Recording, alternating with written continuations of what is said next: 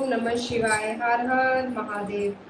हर हर महादेव। ओम नमः शिवाय। हर हर महादेव। जैसा कि आप सभी भक्तों को पता है कि हमारे चैनल पर शिव पुराण की व्याख्या करी जा रही है।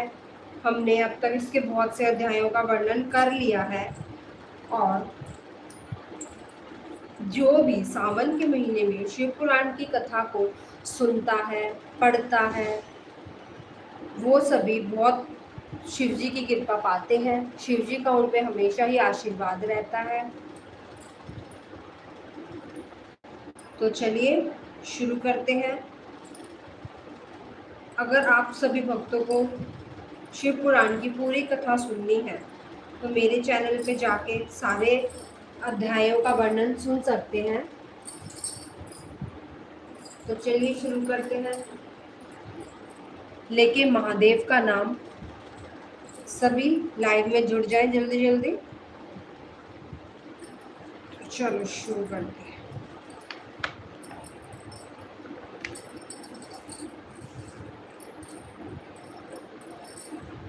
21वां अध्याय योगियों का उत्तरायण प्राप्ति। मुनि वामदेव बोले, हे भगवान स्कंद जी, मैंने सुना है कि योगियों का दाहक्रम नहीं करा जाता, उन्हें तो शुद्ध भूमि में स्थापित करा जाता है। क्या यह सच है? तब मुनीश्वर का प्रश्न के उत्तर देते हुए असुर निकंदन स्कंद जी बोले, हे मुनीश्वर, यह प्रश्न एक बार महान शिव योगी भृगु ने भी स्वयं त्रिलोकीनाथ भगवान शिव से किया था और उस समय शिवजी ने बताया था, वही मैं तुम्हें बताता हूँ। यह परम ज्ञान सब साधारण मनुष्यों के लिए नहीं है। यह ज्ञान तो शांत चित्त वाले परम शिव भक्त विशिष्यों को ही बताना चाहिए, क्योंकि महाधैर्यवान योगी जन ही समाधि अवस्था को प्राप्त कर सकते हैं और वे ही शिव रूप करने में असमर्थ होते हैं और जल्द ही अधीर हो उठते हैं।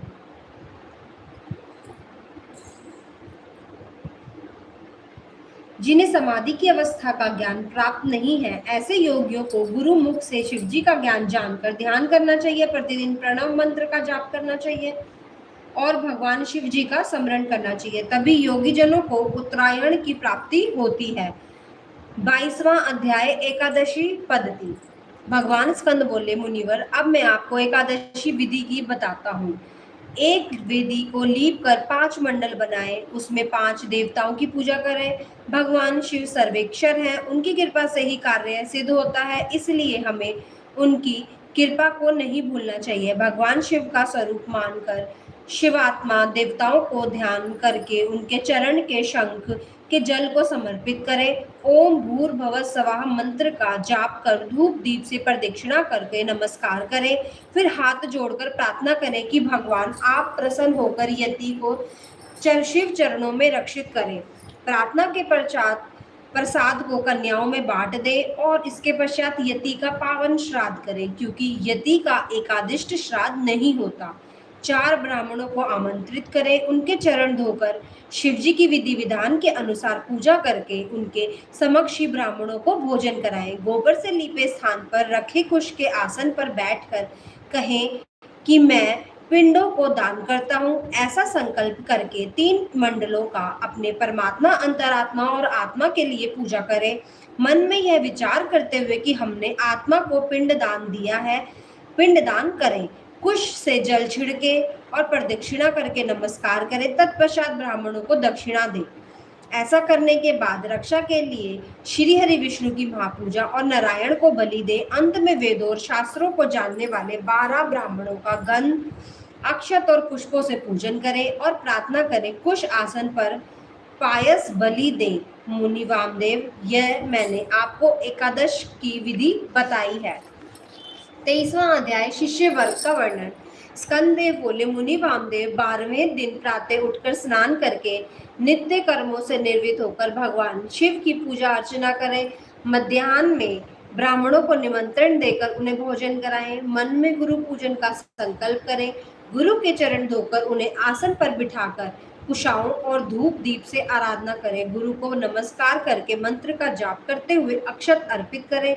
ब्राह्मणों को भोजन कराकर उन्हें आसन पर बैठाए। फिर तांबुल देकर दक्षिणा में छतरी, पादुका, पंखा, चौकी और वेणु दंड देकर उनकी प्रदक्षिणा करके नमस्कार करें, उनके चरण छूकर आशीर्वाद पाकर उन्हें विदा करें, अन्य अतिथियों एवं दीन अनाथों को भोजन कराएं। इस प्रकार प्रति वर्ष गुरु की पूजा करें। गुरु की उत्तम आराधना से निश्चय ही शिवलोक की प्राप्ति होती है। मुनिवर वैश्यान पायन, पेल, जैमिनी और सुमंतु नामक चारों महामुनि तेजस्वी व्यास के शिष्य हैं। वामदेव, अगस्त्य, पुलस्त्य और कृत योगीवर सनत कुमार जी के शिष्य हैं। ये सभी मुनि अद्भुत और भगवान शिव के परम भक्त हैं।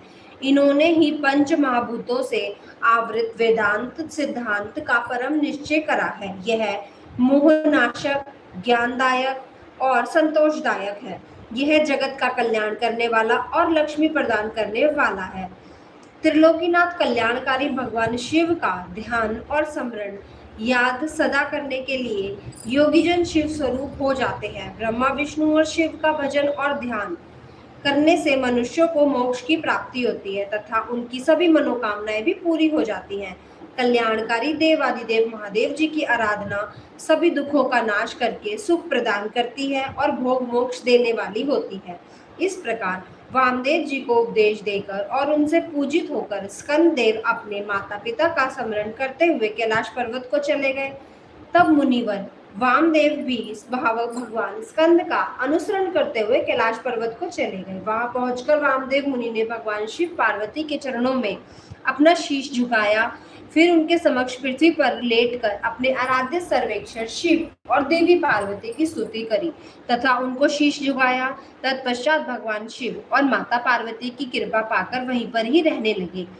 इस प्रकार आपको ओमकार महेश्वर का अर्थ जानकर इस परम ज्ञान को प्राप्त करके सदा प्रभु के चरणों का स्मरण करना चाहिए। वे कल्याणकारी शिव ही भक्ति और मुक्ति के दाता है। हे मुनीश्वरों, मैंने आपको सब कुछ बता दिया है। यह कहकर वे बद्रिकाश्रम को चले गए। श्री कैलाश संहिता संपूर्ण हो गई। अब हम अगले अध्याय में जाते हैं। श्री वायव्य संहिता पूर्वार्ध। प्रथम अध्याय पुराणों और विद्यावतार का वर्णन। व्यास जी कहते हैं, जो जगत की सृष्टि, पालन और संहार करने वाले हैं, उन भगवान शंकर को मैं प्रणाम करता हूँ, जिनकी शक्ति अद्वितीय है और संसार की हर वस्तु में विद्यमान है, अर्थात सर्वव्यापक है। उन विश्वकर्ता अविनाशी भगवान शिव की मैं शरण में हूँ। जब गंगा, यमुना, सरस्वती के संगम स्थल प्रयाग में नैमिषारण्य में ऋषिगणों ने यज्ञ का अनुष्ठान करा, तब व्यास मुनि के पुत्र सूत जी उसी स्थान पर गए थे। उन्हें वहां देखकर मुनि बहुत प्रसन्न हुए। उन्हें यथा योग्य आसन पर बैठाकर उनका सत्कार और पूजन करा। ऋषिगण बोले, हे सर्वज्ञ सूत जी, आप महर्षि व्यास जी के शिष्य होने के कारण सब कथाओं और रहस्यों को जानते हैं। हम पर कृपा करके हमें भी दिव्य कथा सुनाइए। ऋषिगण की प्रार्थना सुनकर सूत जी ने मन ही मन भगवान शिव एवं देवी पार्वती का स्मरण किया। फिर बोले, हे ऋषिगण, अब मैं आपको पुराणों के प्रकट होने का वृतांत सुनाता हूँ। श्वेत कल्प में वायुदेव द्वारा कहे गए वचन ही न्यास से पूर्ण व शास्त्रों से शोभित होकर पुराण कहे जाते हैं। 4 वेद, 6 शास्त्र, मीमांसा, न्याय, धर्मशास्त्र एवं पुराण आदि 14 विद्याएं हैं। आयुर्वेद, धनुर्वेद, गंधर्ववेद और अर्थशास्त्र से मिलकर ये 18 हो जाती है। देवादिदेव भगवान शिव की इन 18 विद्याओं के उत्पादक है। संसार की उत्पत्ति के समस्त सर्वप्रथम ब्रह्मा जी उत्पन्न हुए और जिन्होंने ये 18 विद्या प्रदान करी, उनकी रक्षा के लिए विष्णु को शक्ति प्रदान करी। श्री विष्णु जी ब्रह्मा जी की रक्षा के लिए मध्य पुत्र हैं। ब्रह्म के 4 मुखों से 4 वेद उत्पन्न हुए। तत्पश्चात उनके 4 मुखों से शास्त्र उत्पन्न हुए। ब्रह्मा जी के मुख से उत्पन्न हुए इन शास्त्रों को पढ़ना तो अत्यंत कठिन है, इसलिए मनुष्य गणों को वेदों और शास्त्रों का ज्ञान प्रदान करने हेतु भगवान शिव की कृपा से द्वापर युग में श्री हरि विष्णु के रूप में व्यास जी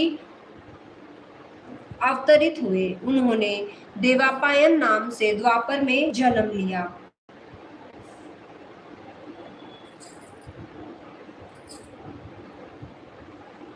और उन्होंने वेद व्यास नाम से जग को प्रसिद्ध हुए। उन्होंने सभी पुराणों की रचना करी। संक्षेप में 4 लाख श्लोकों की भी रचना करी।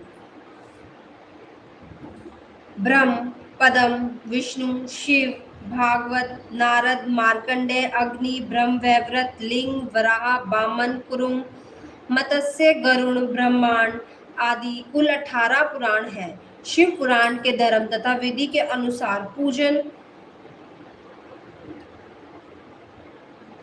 आराधना से सब मनुष्य देवताओं के शिवलोक की प्राप्ति हो जाती है। दूसरा अध्याय, ब्रह्मा जी से मुनियों का प्रश्न पूछना। सूत जी बोले, हे ऋषियों, वराह कल्प में ऋषिगणों के मध्य विवाद तो छिड़ गया कि परम ब्रह्म कौन है। जब इस बात का निर्णय ना हो सका तो सब ब्रह्मा जी के पास गए और उन्होंने ब्रह्मा जी को प्रणाम करके उनकी स्तुति आरंभ कर दी। तब ब्रह्मा जी ने उनसे पूछा और उन्होंने बताया, हे ऋषिगण, आपके यहाँ आने का क्या प्रयोजन है। तब, हे ब्रह्मा जी, हम संदेह रूपी अज्ञान के अंधेरे में पड़ गए हैं, हम सब व्याकुल हैं, हम पर कृपा करके संदेह को दूर करें। हम सब ये जानना चाहते हैं कि अविनाशी, नित्य, शुद्ध चित्त का स्वरूप ब्रह्म परमात्मा कौन है। आपकी लीला से संसार को रचकर इस संसार का सृष्टिकर्ता, पालनकर्ता, संहारकर्ता कौन है। ऋषिगणों का यह प्रश्न सुनकर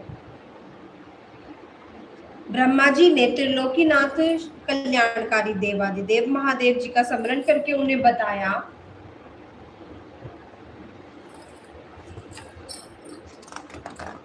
तीसरा अध्याय, नैमिषारण्य कथा।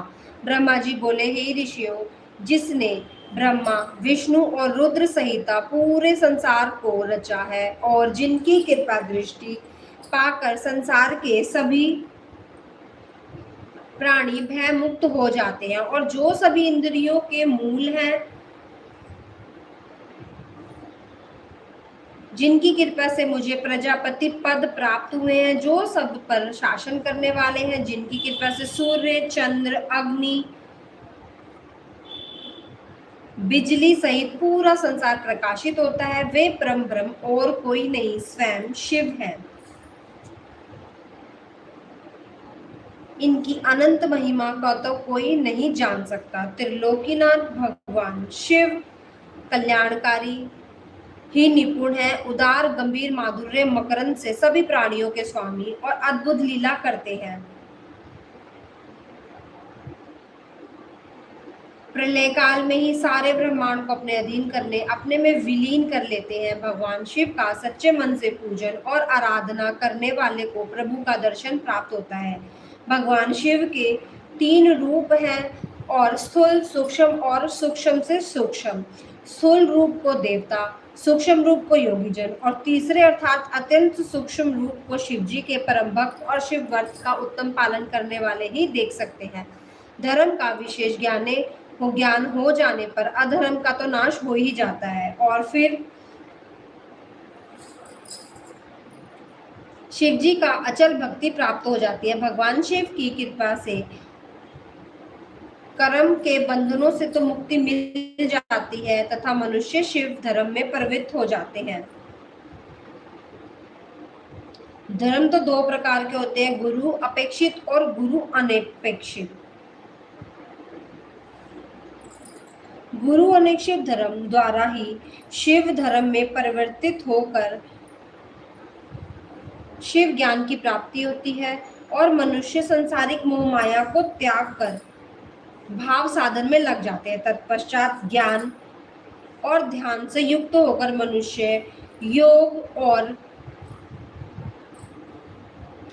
प्रवृत्त हो जाता है। योग से भक्ति, भक्ति से शिव की कृपा और उनकी कृपा से संसार से मुक्ति मिल जाती है। तब मनुष्य शिव धाम एवं शिव पद को प्राप्त कर लेता है। इसलिए ऋषिगण, आप सबको मन और वाणी की शुद्ध करके परमात्मा शिव के पास में ध्यान लगाना चाहिए। यज्ञ और मंत्रों द्वारा आह्वान करने से वायुदेव आपके पास आएंगे। फिर आप सब पवित्र वाराणसी नगरी में चले जाना, क्योंकि वहां पिनाकधारी शिव देवी पार्वती के साथ विराजमान है और इसी समय मैं मनोमय चक्र को छोड़ रहा हूँ। इस चक्र की नेमी जहाँ टूटे उसी स्थान पर आप महायज्ञ आरंभ करना। इस चक्र की नेमी जहाँ टूटे उसी स्थान पर आप यज्ञ आरंभ करना। और यह कहकर ब्रह्मा जी ने शिव जी का स्मरण करते हुए सूर्य के समान चमकते दिव्य अलौकिक चक्र को फेंक दिया और सब ऋषियों ने ब्रह्मा जी को प्रणाम करके चक्र के पीछे चलना आरंभ कर दिया। यह चक्र बहुत दूर चलकर बड़ी शिला से टकराया और उसने नेमी टूटी।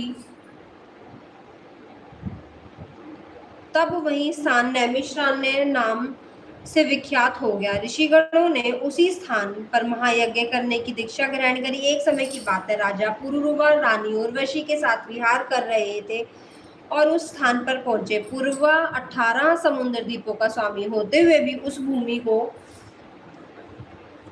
पाने के लिए ललचा गया और मोहित होकर वह उसी भूमि को उनसे छीनने लगा। तब मुनि गण ने क्रोध में राजा पर कुश का प्रहार कर दिया और राजा को मार गिराया। इसी भूमि खंड पर ब्रह्मा जी ने सृष्टि की रचना करी थी और इस भूमि खंड को पाकर ऋषिगण बहुत प्रसन्न और आनंदित हुए। इस चौथा अध्याय वायु आगमन। सूत जी बोले, ऋषिगण, उन भाग्यशाली ऋषियों ने नैमिषारण्य क्षेत्र में भगवान शिव को प्रसन्न करने के लिए 10,000 वर्ष तक यज्ञ करा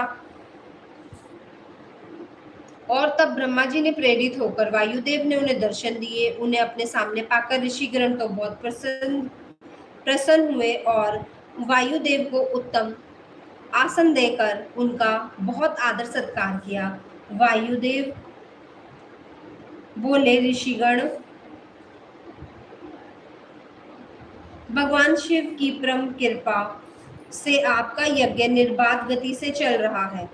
कोई राक्षस अथवा महादैत्य यज्ञ में विघ्न नहीं कर रहा है। फिर भी क्या आपको इस यज्ञ में कोई कष्ट हो रहा है? अपने शास्त्र स्तोत्र से देवताओं और पितृ कर्मों से पितरों को पूज कर यज्ञ को विधि विधान से पूर्ण कर लिया है। तब वायुदेव के इन प्रश्नों का उत्तर देते हुए ऋषिगण बोले, हे वायुदेव, हमने अपने अज्ञान रूपी अंधकार को दूर करने के लिए ब्रह्मा जी की आराधना करी थी। तब उन्होंने प्रसन्न होकर हमें महायज्ञ करने के लिए कहा था। उन्होंने ही हमें ब्रह्मा, विष्णु, रुद्र और देवों के स्वामी परमेश्वर कल्याणकारी भगवान शिव को प्रसन्न करने के लिए शिव मंत्र जपने की भी आज्ञा दी थी। आपके शुभ गमन के विषय में भी ब्रह्मा जी ने ही हमें बताया था। आपके ने यहाँ पधार कर हमारे महायज्ञ को पूर्ण कर दिया है और आपके दर्शन पाकर हम सबका जीवन सफल हो गया है और हम सब कृतार्थ हो गए हैं। 5वां अध्याय शिव तत्व वर्णन। ऋषि बोले, हे वायुदेव, हम सब आपको ये बताएं कि आपके यह ईश्वरीय ज्ञान कैसे प्राप्त हुआ जिनका जन्म अभी तक अप्रकट है। ऐसे ब्रह्मा जी ने से आपने शिव भाव को कैसे प्राप्त करा? प्रभु, हमारी जिज्ञासा को शांत करिए और हमें ज्ञान प्रदान करें। ऋषिगण के ऐसे वचनों को सुनकर वायुदेव बोले, हे ऋषिगण, 21वें श्वेत रूप में नामक कल्प में ब्रह्मा जी ने ब्रह्मांड की रचना करने के लिए भगवान शिव को प्रसन्न करने हेतु कठोर तपस्या करी और उनकी कठोर तपस्या से प्रसन्न होकर कल्याणकारी शिव ने उन्हें अपने स्वरूप के दर्शन दिए। तत्पश्चात उन्हें परम शिव तत्व का ज्ञान उपदेश किया। अपनी तपस्या के प्रभाव से ही मुझे ब्रह्म ज्ञान की प्राप्ति हुई है। सर्वप्रथम मुझे पशु पाशुपति संज्ञक ज्ञान प्राप्त हुआ है। इस ज्ञान को वस्तु विनाशक माना जाता है। चेतन और प्रकृति दोनों ही नायक ज्ञान है। पाशु पाश एवं पति को तत्वज्ञ कहते हैं। शर प्रकृति अक्षर पुरुष और इन दोनों का प्रेरक परमेश्वर प्रकृति माया है। माया ही महेश्वर की परम शक्ति है। जीव अपने कर्मों का फल भोगने के लिए ही माया से आच्छादित रहता है। ऋषि बोले, हे वायुदेव, कलादि क्या है? उस कर्म का क्या फल है? भोग किसे कहते हैं और भोग के साधन क्या है? वायुदेव बोले, ऋषिगण, कला, विद्या, राग, काल और नियति का भोक्ता मनुष्य ही है। हमारा शरीर की भोग का स्थान है। जब शिव भक्ति की भावना प्रबल हो जाती है तब मनुष्य शिव स्वरूप हो जाता है। विद्या ज्ञान बढ़ाती है, राग को कला बढ़ाती है, सुख दुख से मोहित होकर आत्मा सत्व रज और तम गुणों को भोगती है। पंचभूत, पंच तंत्रात्मा, पंच ज्ञानेन्द्रियां, पंच कर्मेंद्रियां प्रधान बुद्धि, मन, अहंकार, विकार युक्त श्रेष्ठ पुरुषों ने आत्मा को भिन्न माना है। मनुष्य अपने कर्मों का ही फल भोगता है। ईश्वर सर्वज्ञ और गोचर है, वह ही अंतर्यामी कहलाता है। शरीर तो दुखों की खान है, वह नश्वर और नष्ट हो जाता है। संसार में आकर वह जन्म मरण के चक्र में घूमता रहता है। आत्मा कभी नहीं मरती, वह अमर है। आत्मा के बाद दूसरा शरीर धारण कर लेती है। जीवात्मा ज्ञानहीन होने के कारण सुख दुख भोगने के लिए स्वर्ग और नरक को जाती है। छठा अध्याय शिव तत्व ज्ञान वर्णन। ऋषि बोले, हे वायुदेव, पशु और पाश के स्वामी कौन है? तब ऋषिगणों का प्रश्न सुनकर वायुदेव बोले, हे ऋषियों, पशु और पाश के निवारक परमेश्वर है। प्रश्न सुनकर वायुदेव बोले, हे ऋषियों, पशु पाश के निवारक परमेश्वर है। परमेश्वर सर्वव्यापक है, उसी ने ही संसार का निर्माण किया है। ईश्वर की प्रेरणा से ही जीव संसार में जन्म लेता है। परमात्मा ही सबका करता है। जिस प्रकार अंधे मनुष्य को कुछ भी नहीं दिखाई देता, उसी प्रकार मनुष्य भी परमेश्वर को नहीं देख पाता। पशु एवं पाश को ज्ञान जब प्राप्त होता है तो ब्रह्म ज्ञानियों को मुक्ति मिल जाती है। परमेश्वर महाज्ञानी और मायावी है, सारे संसार को अपने अधीन कर लेता है। वही संसार की सृष्टि, पालन और संहार करने वाले त्रिलोकीनाथ देवादिदेव भगवान शिव ही परमेश्वर है। उन्होंने ही आकाश और पृथ्वी की रचना करी है। उन्होंने ही सभी जीवों एवं देवताओं को रचा है। अतः वे ही पुराण पुरुष है। अपनी अपार अलौकिक शक्ति से उन्होंने पूरे त्रिलोक की रचना करी है और उसका पालन करते हैं तथा उनका सामना आने पर इसका विनाश भी स्वयं कर देते हैं। संसार रूपी वृक्ष के दो पत्ते हैं, जीवात्मा और परमात्मा। जीवात्मा अपने कर्म के फल भोगती है और परमात्मा उसका लेखा जोखा रखते हैं। परमात्मा का प्रकाश एवं तेज चारों तरफ फैला हुआ है। गुहोपनिषद के अनुसार परम ब्रह्म को जानने वाला मनुष्य जन्म मरण के बंधनों से मुक्ति पाता है। इसलिए सदाशिव की भक्ति कर मोक्ष की प्राप्ति करनी चाहिए। वे कल्याणकारी सदाशिव ही सब कामनाओं को पूरा करने वाले हैं। उनके अमृत रूपी और ज्ञान के बिना मुक्ति संभव नहीं है। अतः सर्वव्यापक सर्वेक्षर शिव का ध्यान ही स्मरण करना चाहिए। सातवां अध्याय काल महिमा। ऋषि बोले, हे देव, इस विश्व की सृष्टि, पालन और संहार रूपी चक्र के निरंतर चलने से ही जीव की उत्पत्ति एवं विनाश होता है। हमें इस काल को अपने अधीन रखने वाले के विषय में बताइए। तब ऋषिगणों के प्रश्न का उत्तर देते हुए वायुदेव बोले, हे मुनियों, जिस काल के विषय में आप जानना चाहते हैं वह भगवान शिव का ही तेज और दिव्य रूप है। काल को कालात्मा नाम से भी जाना जाता है। इस चराचर जगत में कोई भी काल के सामने रुकावट नहीं डाल सकता। त्रिलोकीनाथ कल्याणकारी भगवान शिव की अशांत शक्ति ही इस कलात्मा में कार्य कर रही है। इस काल शक्ति ने पूरे विश्व को अपने ध्यान में रखा है। यह काल सिर्फ भगवान के ही अधीन, शिव के ही अधीन है, क्योंकि इसमें स्वयं शिव शक्ति विद्यमान है। इस काल को रोक पाना किसी के भी वश में नहीं है। कोई इसका उल्लंघन नहीं कर सकता। अपनी अथाह बल शक्ति के कारण ही यह त्रिलोक पर अपना अखंड राज्य कर रहा है। भगवान शिव ही शक्ति से ही सब जीवों को उनके सुख दुख का फल देता है। काल के अनुसार ही वायु धूप ठंड और मेघ द्वारा जल प्रदान करता है। समय पर सूर्यदेव अपनी तेज किरणों से जगत को तृप्त रखते हैं, खेतों में अन्न पैदा करते हैं तथा फल फूल प्रदान करते हैं। जब मनुष्य गणेश काल तत्व को भलीभांति समझ लेते हैं और उन्हें परमेश्वर शिव के प्रदान दर्शन प्राप्त हो जाते हैं, काल के स्वरूप को जान लेते हैं, तो शिव कृपा से काल का अतिक्रमण किया जा सकता है। इसी ही तो अमरता कहते हैं, यह मुक्ति होती है। आठवां अध्याय त्रिदेवों की आयु। ऋषिगण बोले, हे वायुदेव, अब हम पर कृपा करके आयु का परिमाण और संख्या के बारे में बताइए। वायुदेव बोले, हे ऋषिगण, प्रलय काल आने तक की अवधि ही पूर्ण काल की अवधि होती है।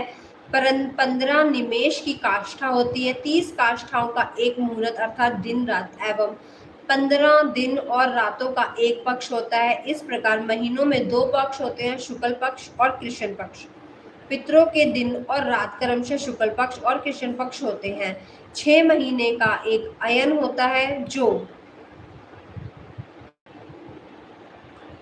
2 अयन पूरे होने वाले पर एक वर्ष होता है। मनुष्य एक वर्ष देवताओं के दिन और रात के बराबर होते हैं। मनुष्य की एक अयन के दक्षिण दिशा और दक्षिणायन अर्थात देवताओं की रात और उत्तर होने पर उत्तरायण अर्थात देवताओं का दिन होता है। इस प्रकार मनुष्य के 308 वर्ष पूरे होने पर देवताओं का एक वर्ष पूरा होता है। देवताओं के वर्षों से युगों की गणना होती है। सत्ययुग, त्रेता युग, द्वापर युग और कलयुग नामक 4 युग हुए हैं। इसमें सतयुग देवताओं के 4 सहस्त्र वर्षों का होता है, जिसमें 400 वर्ष संध्या और 400 वर्ष संध्याश के होते हैं। त्रेता युग में 30,000 वर्ष, द्वापर में 2000 वर्ष और कलयुग में 1000 वर्ष होते हैं।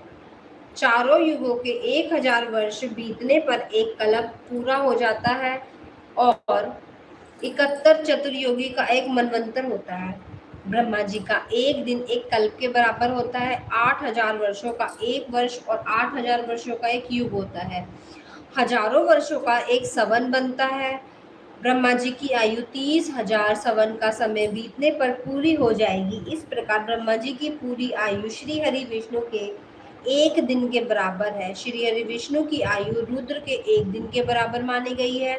रुद्र की आयु पूरी होने पर ही काल की गणना पूरी होती है। त्रिलोकीनाथ भगवान शिव की कृपा से ही 5,40,000 वर्षों की आयु में सृष्टि का आरंभ से अंत हो जाता है, परंतु भगवान शिव अविनाशी हैं। काल उनको अपने वश में नहीं कर सकता। ईश्वर का एक दिन सृष्टि की उत्पत्ति तक और रात उसका संहार होती है। 9वां अध्याय प्रलयकर्ता का वर्णन। वायुदेव बोले, ऋषिगण, अब मैं सबसे पहले आपको परम ब्रह्म से शक्ति उत्पन्न हुई, वह शक्ति माया कहलाई और उससे ही प्रकृति पैदा हुई। भगवान शिव की ही प्रेरणा से यह सृष्टि उत्पन्न हुई है और सृष्टि की उत्पत्ति अनुलोम और वृत्तिलोम से इसका नाश होता है। यह जगत 5 कलाओं से पूर्ण एवं अप्रकट कारण रूप है। इसके मध्य में आत्मा अनुष्ठित है। त्रिलोकीनाथ देवाधिदेव महादेव शिव ही सर्वज्ञ है, सर्वशक्तिमान है, सर्वेक्षर और अनंत है। वे सदा शिव ही सृष्टि की रचना, पालन और संहार करते हैं। सृष्टि के आरंभ से समाप्त होने तक ब्रह्मा जी के 100 वर्ष पूरे होते हैं। ब्रह्मा जी की आयु के 2 भाग, प्रथम परिध और द्वितीय परिध है। इनकी समाप्ति पर ब्रह्मा जी की आयु पूरी हो जाती है। उस समय अव्यक्त आत्मा अपने मध्य कर्म को ग्रहण कर लेती है। अव्यक्त में समावेश होने पर उत्पन्न विकार करने के लिए प्रधान तथा पुरुष धर्म सहित रहते हैं। सत्व गुण तमोगुण से ओत-प्रोत दोनों प्रकृति पुरुष प्रधान व्याप्त है। जब ये दोनों गुणों में समान हो जाते हैं तो अंधकार के कारण अलग नहीं हो पाते। तब शांत वायु द्वारा निश्चल होता है। अद्वितीय रूपधारी महेश्वर अपनी महेश्वर रूप रात्रि का सेवन करते हैं। प्रातः काल में महेश्वर अपनी योग शक्ति द्वारा प्रकृति पुरुष में प्रविष्ट हो जाते हैं। तब वे दोनों शोभ उत्पन्न करते हैं। तब उनकी आज्ञा से चराचर जगत में सभी प्राणियों की उत्पत्ति होती है। 10वां अध्याय सृष्टि रचना वर्णन। सर्वप्रथम ईश्वर की प्रेरणा से पुरुष रूप में अधिष्ठित अव्यक्त बुद्धि विकार उत्पन्न हुए हैं और उसके पश्चात सर्वरूप रुद्र ब्रह्मा नामक तीनों देवताओं की उत्पत्ति हुई है। इनका मुख्य कार्य सृष्टि का सर्जन, पालन और संहार है। ये ईश्वर तत्व युक्त है। एक कल्प समाप्त होने पर दूसरा कल्प आरंभ हुआ है। तब सर्वेक्षर शिव ने सबको सृष्टि के कार्य सौंपे। ये तीनों देवता एक दूसरे से पैदा होकर एक दूसरे को ही धारण करते हैं। ब्रह्मा, विष्णु और रुद्र एक दूसरे का अनुसरण करके प्रशंसा करते हैं। प्रधान में प्रथम वृद्धि, ख्याति, बुद्धि एवं महत्व पैदा हुए। शोभ से 3 प्रकार के अहंकार उत्पन्न हुए। अहंकार से 5 महाभूत तंत्र मात्रा इंद्रियां पैदा हुई। सत्व गुण से सात्विक तत्व की उत्पत्ति हुई। तमोगुण अहंकार 5 महाभूत पंच तंत्र मात्रा से उत्पन्न। 11वां मन गणु गुण से 2 प्रकार का होता है। प्राणियों में 2 प्रकार के गुण होते हैं। समस्त प्राणियों में आदिभूत है और उससे आकाश व आकाश से स्पर्श गुण की उत्पत्ति होती है। स्पर्श गुण से वायु, वायु से रूप गुण, रूप से तेज, तेज से रस गुण, रस से गंध गुण और गंध से पृथ्वी की उत्पत्ति होती है। फिर इन 5 महाभूतों से सारा संसार निर्मित होता है। महादादिक के से एक विशेष अंड की उत्पत्ति होती है, तब ब्रह्म उस अंड में वृद्धि पाकर ब्रह्म नाम से क्षेत्रज्ञ हो जाते हैं। यही सर्वप्रथम शरीरधारी पुरुष है। ये तीनों गुणों को अपने अधीन रखते हैं। इन्हीं तीनों गुणों के कारण वे अपने शरीर के 3 विभाग कर देते हैं। सृष्टि कार्य में ब्रह्म, पालन में विष्णु एवं संहार कार्य में रुद्र कार्य करते हैं। उस विराट नायक का गर्भ बंधन सुमेरु पर्वत से होता है। समुद्र का जल उसका गर्भाशय है। वह इस अंड में लोक निवास करते हैं। इन लोकों में सूर्य, चंद्र, नक्षत्र, वायु निवास करती है। जल इस अंडे को ढककर रखता है। जल से 10 गुना तेज, तेज से 10 गुना वायु, वायु से 10 गुना आकाश उस आदिभूत को ढककर रखता है। फिर महत्ववादी को प्रकृति की चारों ओर से ढके रहते हैं। इन 7 आवरणों में अंड रहते हैं। इस प्रकार ये 8 प्रकृतियां हैं।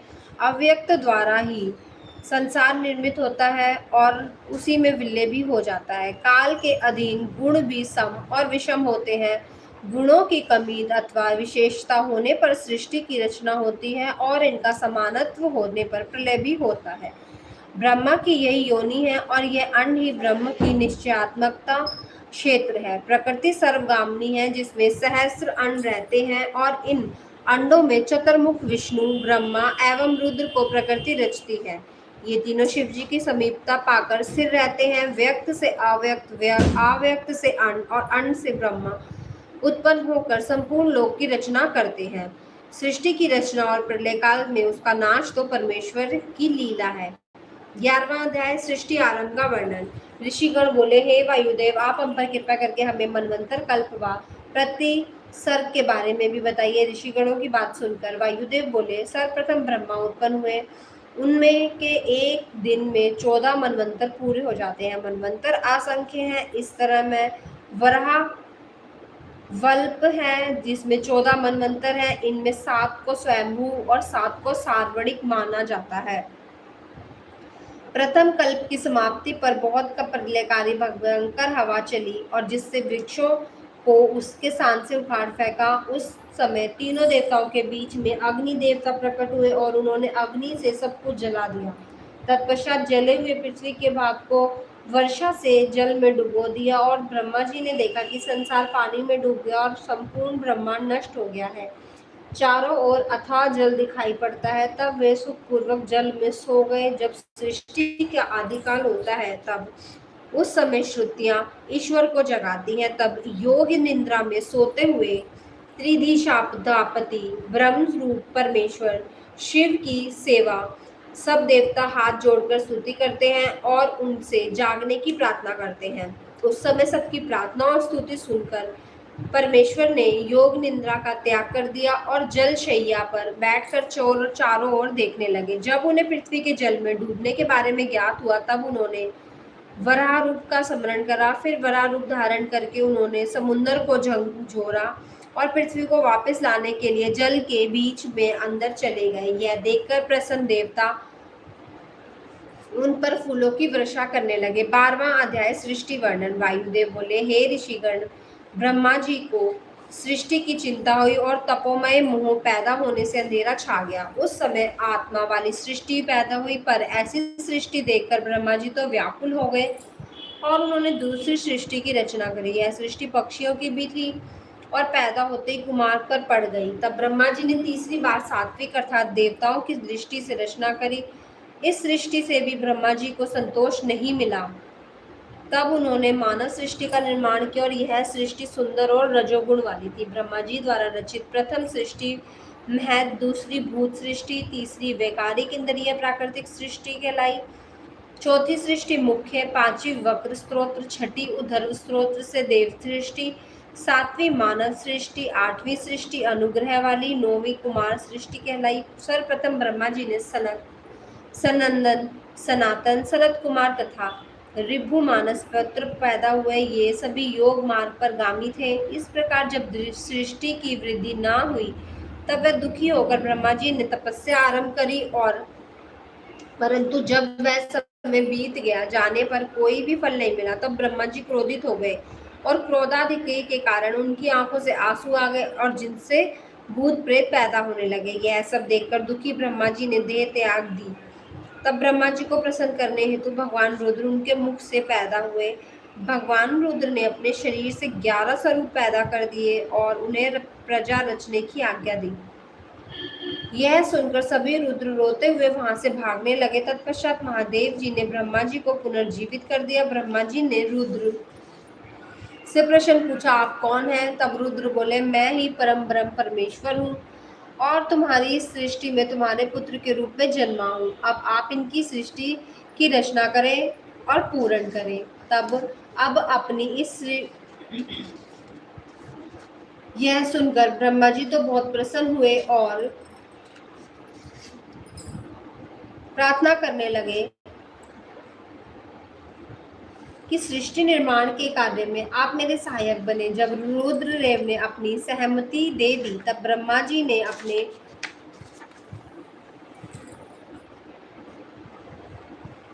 मन में मरीचि आदि 12 पुत्र पैदा हुए। इनमें देवताओं और क्रियात्मक महर्षियों के 12 वंश मिले। तत्पश्चात ब्रह्मा के मुख से देवता, गले से पितर, जांघों से दैत्य, गर्भ से मानव, उपस्थेंद्रियों से राक्षस पैदा हुए। ये राक्षस निशाचर बलवान थे। फिर यज्ञ और भूत और गंधर्व की उत्पत्ति हुई। ब्रह्मा जी की दोनों आंखों से पक्षी, वक्ष से अन्य पक्षी, मुख से बकरी, पांव से घोड़े, हाथी, शलभ, मृग, मटु, ऊंट, खच्चर, नेवले आदि ने जन्म लिया। ब्रह्मा जी के पूर्व मुख से गायत्री, दक्षिण मुख से यजुर्वेद, पश्चिम मुख से सामवेद और उत्तर के मुख से अर्थवेद की उत्पत्ति हुई। फिर देह द्वारा इनके अनेक भेद हो गए और ये अपने काम में लग गए। सब अपने कर्मों के अनुसार जन्म मृत्यु के चक्र में पड़कर फल भोगने लगे। सभी प्राणियों के कर्मों का अनुसार उन्हें दुख, सुख, धन और आय, व्यय, संपत्ति आदि की प्राप्ति हुई। युग एवं समय के अनुसार ही प्राणियों के गुण, कर्म व स्वभाव होते हैं। 13वां अध्याय ब्रह्मा विष्णु की सृष्टि का वर्णन।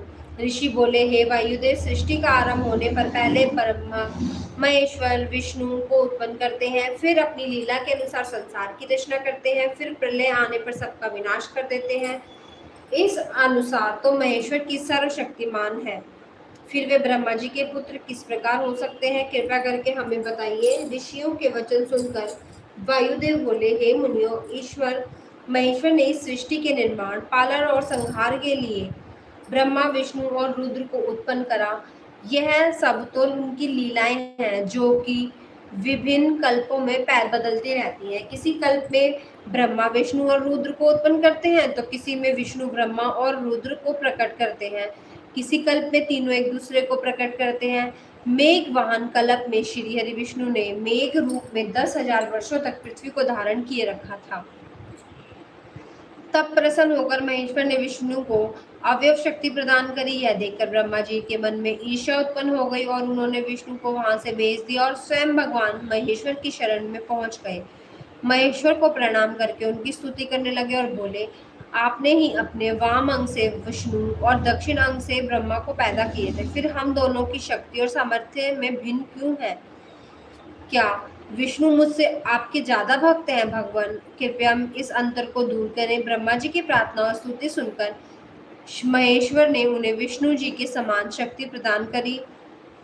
प्रसन्न होकर ब्रह्मा जी विष्णु जी के पास पहुंचे और उस समय विष्णु जी क्षीर सागर में योग निद्रा में शयन कर रहे थे। ब्रह्मा जी ने उन्हें योग निद्रा से जगाने का प्रयत्न किया परंतु वे जाग ना सके। तब क्रोधित होकर ब्रह्मा जी विष्णु जी की शैया में चढ़कर उन्हें अपनी छाती से जगाने लगे।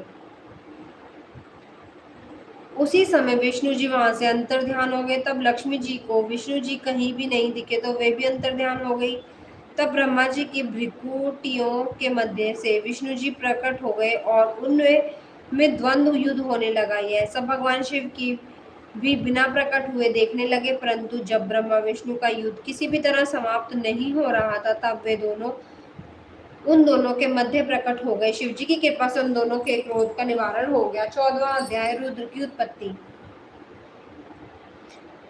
वायुदेव बोले, हे ऋषिगण, जब ब्रह्मा जी ने विभिन्न कल्पों में ये देखा कि मेरे द्वारा रचित इस सृष्टि का विकास नहीं हो रहा है, अर्थात वह नहीं बढ़ रही है, तब वे दुखी हो गए और उनका दुख मिटाने के लिए महेश्वर की इच्छा से काल स्वरूप रूप ब्राह्मण रुद्र भगवान ब्रह्म के रूप में पैदा हुए जन्मे। ब्रह्मा जी की प्रार्थना पर उन्होंने ब्रह्मा जी द्वारा रचित इस सृष्टि का विस्तार करा और ऐसा सोचकर रुद्रदेव ने अपने जटाधारी स्वरूप जैसे अनेक रुद्र प्रकट कर दिए। वे असंख्य अधिक होने के कारण पूरे विश्व पर छा गए और वे सभी बहुत भयानक थे।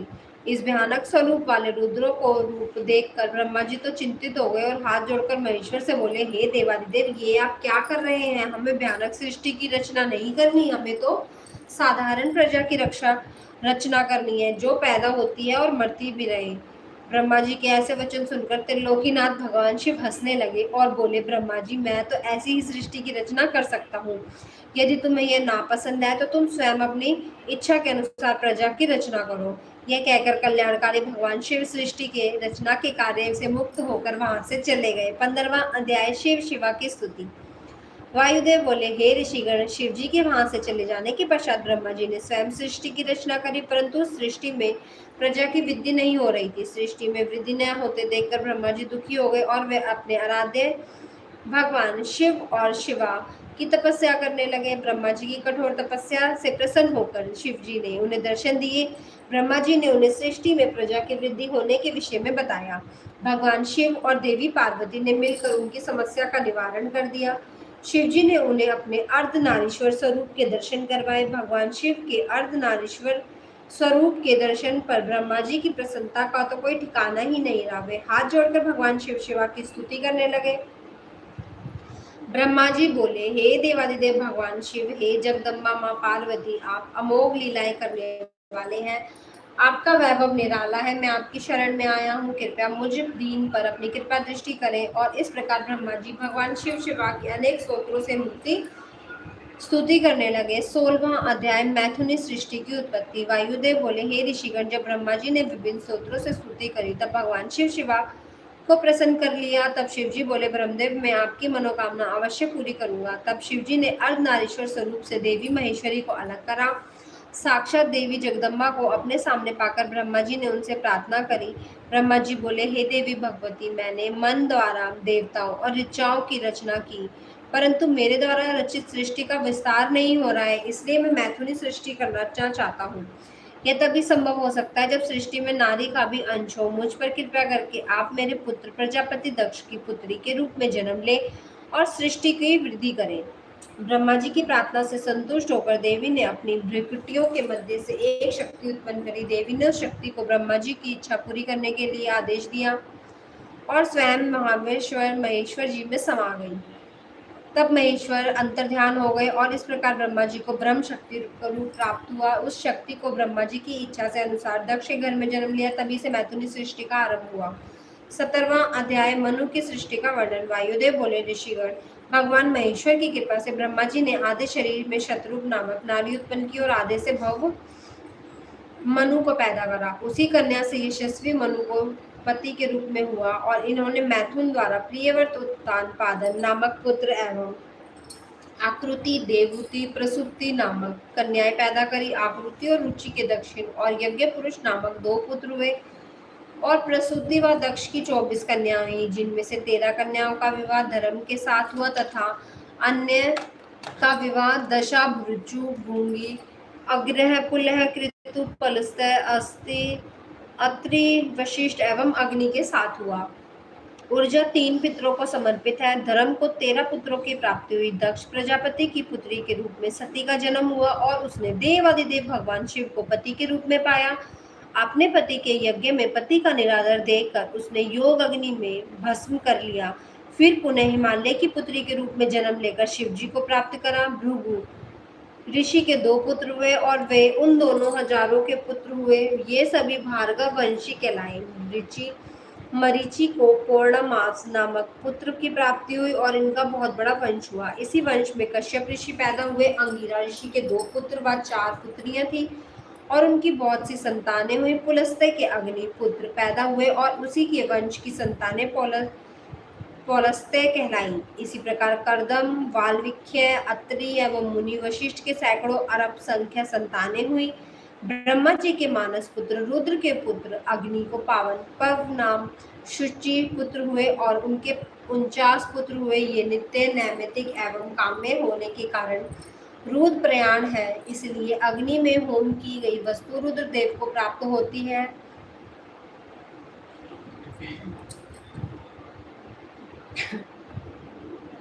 पितृवंश के वसत आदि 6 ऋषि पितरों के स्थान अग्निस्वंत, अजयवान और यजवान बहिष्पद है। स्वथा से मैना नामक पुत्री हुई और उमा जिसका विवाह गिरिराज हिमालय से हुआ, उनका मैनाक और क्रौंच नामक 2 पुत्र हुए और उमा एवं पतित पावनी गंगा नामक 2 पुत्रियां हुई।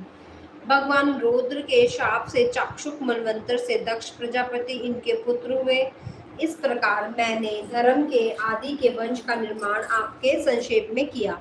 18 अध्याय दक्ष का शाप। वायुदेव बोले, हे ऋषिगण, एक बार की बात है, सभी देवताओं और ऋषि मुनि भगवान शिव के दर्शनों के लिए कैलाश पर्वत पर गए और देवादिदेव महादेव जी एवं सती के साथ सिंहासन पर विराजमान थी। उसी समय दक्ष भी अपनी पुत्री के लिए मिलने के लिए कैलाश पर्वत पर पहुंचे, परंतु देवी सती को अपने पिता के आगमन का ध्यान नहीं रहा। इसी कारण दक्ष क्रोधित हो उठे और उन्होंने महायज्ञ में अपनी पुत्री सती और भगवान शिव को आमंत्रित नहीं करा।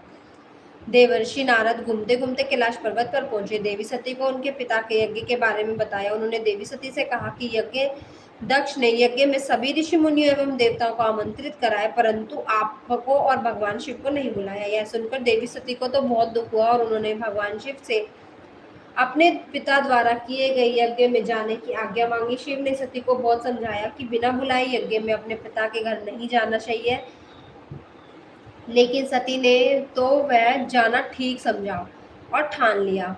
वह शिव का अपमान करने के लिए अपने पिता को भी दंडित करना चाहती थी। तब वह अपने पति की आज्ञा लेकर नंदी पर सवार होकर अपने पिता के यज्ञ में पहुंची। यज्ञ में सती को देखकर अपने पिता को बहुत क्रोध करा। सती बोली, हे पिताजी, मैं आपकी कन्या हूँ, आपने मुझे यज्ञ में क्यों नहीं बुलाया? मेरे पति शिव तो आपके सबके स्वामी है, यह चराचर जगत उन्हीं की अनुकंपा से चलता है, उन्हें तो आपने पूछा भी नहीं, आपने उनका अपमान करके अच्छा नहीं करा। देवी सती के ऐसे वचन सुनकर दक्ष तो क्रोधित हो गए और मेरी अन्य सभी कन्याएं व पुत्र सुपात्र एवं पूजनीय हैं। सब देवता ऋषि मुनि भी पूजनीय है, इसलिए वे यज्ञ में आमंत्रित है, परंतु तुम और तुम्हारा पति इस यज्ञ में आने के योग्य नहीं है। अपने पिता के ऐसे वचन सुनकर सती को बड़ा ही दुख हुआ और वे बोली, शिव निंदा सुनना शिव द्रोह करना है। मैं अपनी पति की बिल्कुल भी निंदा नहीं सुन सकती और उनकी पत्नी का यज्ञ में अपमान हुआ है। शिव निंदा सुनकर शिव द्रोह करना, मैं अपने पति की निंदा नहीं सुनती, यह कहकर उन्होंने योग अग्नि में अपने शरीर को भस्म कर दिया। जब शिवजी को पता चला कि उनकी पत्नी का यज्ञ में अपमान हुआ, तब उन्होंने दक्ष को शाप दे दिया। उसी शाप के फलस्वरूप चाक्षुष मनवंतर में दक्ष प्रेतता और पुत्र के रूप में जन्मे। दक्ष के अन्य जमाता वैवस्वत मनवंतर भी करुण वरुण देहधारी के रूप में पैदा हुए।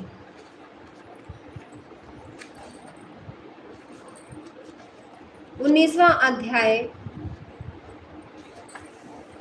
वीरगण का यज्ञ में जाना। ऋषिगण बोले, हे वायुदेव, प्रजापति दक्ष तो धर्म के कार्य में लगकर महायज्ञ कर रहे थे, फिर भगवान शिव ने उन्हें यज्ञ क्यों भंग करा? कृपया करके हमें बताइए। ऋषिगणों की ऐसी बात सुनकर वायुदेव बोले, हे ऋषियों, गिरिराज हिमालय की तपस्या के फलस्वरूप देवी जगदम्बा ने अपने घर में जन्म लिया। श्री पार्वती का विवाह भगवान शिव से हो गया। प्रजापति दक्ष ने अश्वमेध यज्ञ का आयोजन किया। उस यज्ञ में वसु मरुदगण, अश्वनी कुमार, पितृ, आदित्य, विष्णु आदि सभी देवता और ऋषि मुनि आमंत्रित थे, परंतु शिवजी नहीं थे। जब परम शिव भक्त दधीची ने उस यज्ञ में शिवजी को उपस्थित नहीं देखा, तो उन्हें यह ज्ञात हुआ कि शिवजी को निमंत्रित नहीं करा गया। वे क्रोधित होकर बोले, इस यज्ञ में जगत के स्वामी भगवान शिव को क्यों नहीं आमंत्रित करा गया? वे पूजनीय के भी पूजनीय नहीं है, फिर तुम उनका पूजन क्यों नहीं कर रहे हो? दधीची ऋषि के ऐसे वचन सुनकर दक्ष बोले, हे ब्रह्मर्षि, यहाँ 11 रुद्र तो उपस्थित हैं और अन्य रुद्रों को हम नहीं जानते। इस यज्ञ के अधिष्ठा श्री हरि भगवान विष्णु हैं। तब क्रोधित दधीची यज्ञ को छोड़कर चले गए और उधर भगवान शिव ने यह जानकर कि उनकी प्राण वल्लभा का यज्ञ में अपमान हो रहा है, वीरभद्र नामक गण को उत्पन्न करा और वीरभद्र हाथ जोड़कर शिव जी को प्रणाम करके उनकी स्तुति करने लगे और बोले, हे देवादिदेव महादेव, मेरे लिए क्या आज्ञा है। भगवान शिव के ऐसे आदेश देते हुए, हे वीरभद्र, तुम अपने योद्धाओं के साथ प्रजापति दक्ष के यज्ञ में जाओ और यज्ञ का विध्वंस कर दो, फिर दक्ष को भी नष्ट कर देना। देवादिदेव की आज्ञा पाकर वीरभद्र ने अपने शरीर से हजारों करोड़ों गण उत्पन्न करे और फिर आनंद पूर्वक यज्ञ का विध्वंस करने के लिए सेना सहित चल दिए। 20वां अध्याय दक्ष यज्ञ का वर्णन। वायुदेव बोले, हे ऋषिगण, वीरभद्र अपने गणों के साथ प्रजापति दक्ष के यज्ञ में पहुंच गए और उस समय वेद मंत्रों के घोष से पूरा हुआ यज्ञ मंडप गूंज रहा था। वहां पहुंचकर वीरभद्र ने गर्जना करी और वीरभद्र की इस भयंकर गर्जना से हाहाकार मच गया। देवता और ऋषि मुनि अपनी प्राण की रक्षा के लिए इधर उधर भागे। सारी भीड़ तितर बितर हो गई, परंतु दक्ष पूर्ववत ही यज्ञ में बैठा रहा। वीरभद्र जब प्रजापति दक्ष के सामने पहुंचा तो उसे क्रोध भरे स्वर से बोला, तुम कौन हो? यहाँ तुम क्यों आए हो? यहाँ से शीघ्र चले जाओ, अन्यथा अच्छा नहीं होगा। प्रजापति दक्ष के ऐसे वचन सुनकर वीरभद्र बोला, हे मूर्ख दक्ष, तुम्हें अत्यधिक विद्वान मानते हैं, तुम वेद शास्त्र के ज्ञाता हो, लेकिन मुझे तो ऐसा नहीं लगता। मुझे तो तुम अहंकार और मूर्ख रूप दिखाई पड़ते हो। इस अहंकार ने तुम्हारी सोचने विचारने की शक्ति को हरा लिया है। मैं तुम्हारी उसी बुद्धि को सही करने आया हूँ जिस मंत्र द्वारा तुमने देवादिदेव सर्वेश्वर कल्याणकर्ता भगवान शिव का पूजन नहीं करा। अब उसका उच्चारण बार बार क्यों कर रहे हो? फिर वह फुफकारता हुआ विष्णु एवं अन्य देवताओं की ओर मुख करके बोला, क्या तुम देवताओं की भी मति मारी गई है या तुम्हें भी अपने बल का अभिमान हो गया है, जो त्रिलोकीनाथ भगवान शिव का अनादर देखकर ही चुपचाप खड़े और मूक दर्शक बने खड़े हो? दक्ष को समझाने की जगह तभी तुम भी उसकी हाँ में हाँ मिला रहे हो। यहाँ मैं तुम्हारा दंड घमंड नष्ट करने के लिए आया हूँ। यह कहकर वीरभद्र ने अपनी आंखों से अग्नि प्रकट करी और जिससे यज्ञ मंडप जलने लगा, उसने वहां उपस्थित सभी यज्ञकर्ताओं को रस्सी से बांध दिया। यज्ञ पात्र तोड़ दिए। वीरभद्र के अन्य गण देवताओं को मारने लगे और यज्ञ भूमि में उपद्रव करने लगे। उन्होंने पूरा यज्ञ को तहस नहस कर दिया। सभी अपनी प्राण की रक्षा के लिए इधर उधर भागने लगे।